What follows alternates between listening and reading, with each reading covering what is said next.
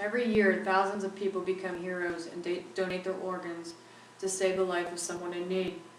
If you knew you could save a child, a friend, a loved one, would you do so? In September of 2012, I had a very dear friend become ill. After many tests, they concluded that he had cancer of the liver and gave him 14 months to live. The only way of survival would be a new liver for him. Imagine waiting, not knowing if the day ahead may be your last. This could happen to any one of us in the room today. This is why registering is so important. It's important for us to see the needs of organ donation, the myths and misconceptions, and how organ donation will both benefit the recipient and donor alike.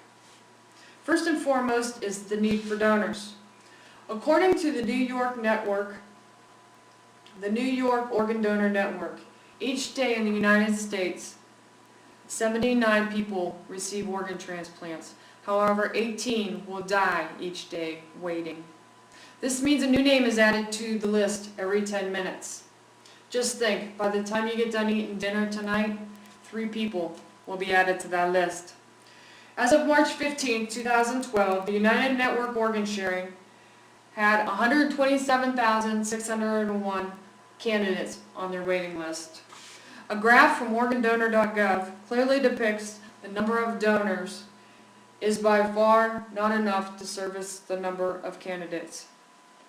There are 2 types of donors. One's a living donor, one's a cadaver donor. Many of us are It is critical for us to educate and facilitate action. Many of us are misinformed and don't even want to consider about dying. But we need to stop and think about how many lives could be saved if something tragically were to happen to us. Lifeline Ohio developed a Second Chance Fund, which supports voluntary contributions from individuals when they renew their driver's license at the DMV. These funds support education and action-oriented grants and campaigns stated by DonateLifeOhio.org. As we see the rapid rising need for organs, more education hopefully may close the gap. Now let's look at a few misconceptions and myths for the donors. Transplant costs nothing for the donor. Medical charges are incurred by the recipient. Life-saving efforts are the same whether you're an organ donor or not. The transplant team will not be notified until official death has been declared. All major religions see organ donation as an act of charity or an individual choice. The body of the deceased will appear to be unscathed, allowing an open casket funeral if so chosen. So as we have become educated on the needs and misconceptions of organ donation, let's register so that you can give someone a second chance of life. Expressing your desire to become an organ donor can be done in a variety of ways. It's easy enough. Let's all reach into our pockets, pull out our cell phones.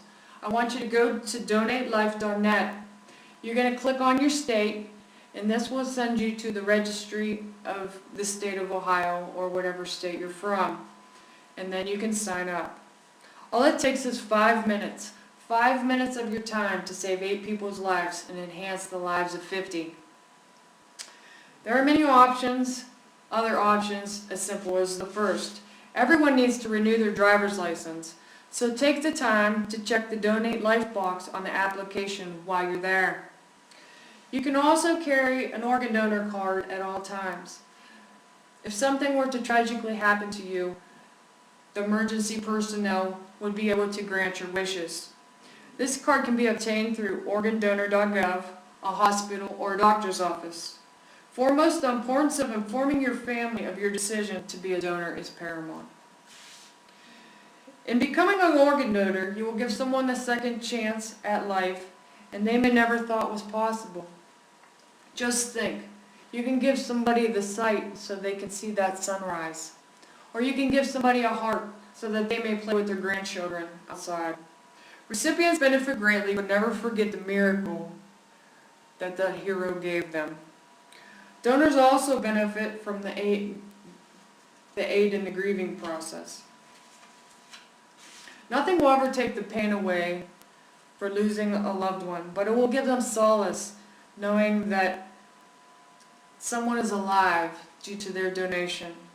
Their loved one's death did not go in vain. Now, as you see, it isn't difficult to become a donor.